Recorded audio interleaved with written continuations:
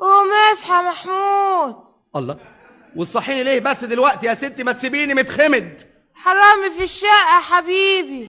السلام عليكم ورحمة الله وبركاته. يا أهلا بكم في مطبخ الكحيانين والجماعة المفلسين. سيد أفندي المفلس دائما والمسكين. النهاردة هنعمل الكبد والقوانص بطريقة غريبة جدا وجديدة قوي. معانا بصلاية صغيرة فيها فصين توم متقطعين قطع صغيرة سلايس في قلب الحلة بتاعتنا، ونديهم تشويحة.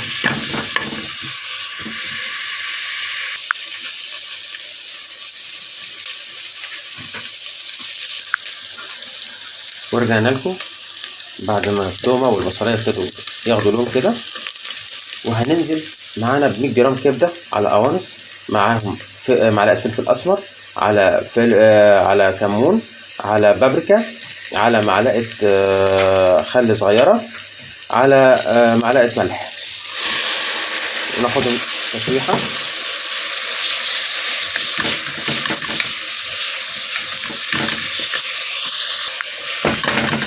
ودينا زي ما انتم شايفين بنقلب.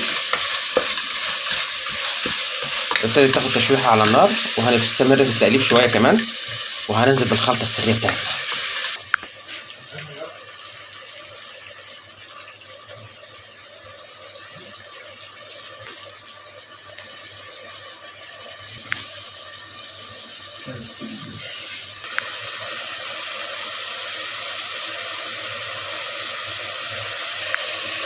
وبعد 10 دقايق على النار هننزل بالمكون السحري بتاعنا، عبارة عن فول صويا على برغل منقوعين في ميه سخنة لمدة حوالي ربع ساعة، وننزل بيهم.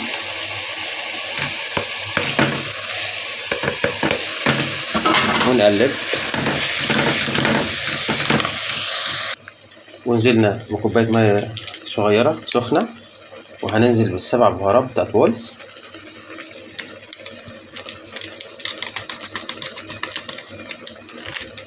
زي ما انتم شايفين، وهنقلب.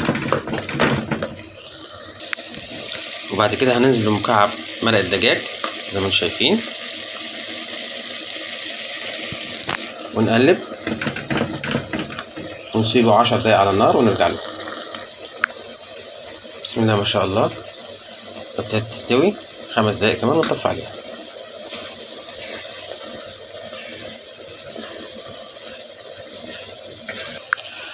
واخيرا الإدام اتشرب. كان معاكم مطبخ الكحيانين والجماعة المفلسين، سيد أفندي المفلس دائما والمسكين، في أكلة الكبد والقوانص بفول الصويا والبرغل بطريقة مبتكرة جديدة. ممكن نعمل الأكلة ديت مع شوية رز، مع شوية مكرونة، وهتبقى روعة. وبالهنا والشفا. كل سنة وانتم طيبين، رمضان كريم.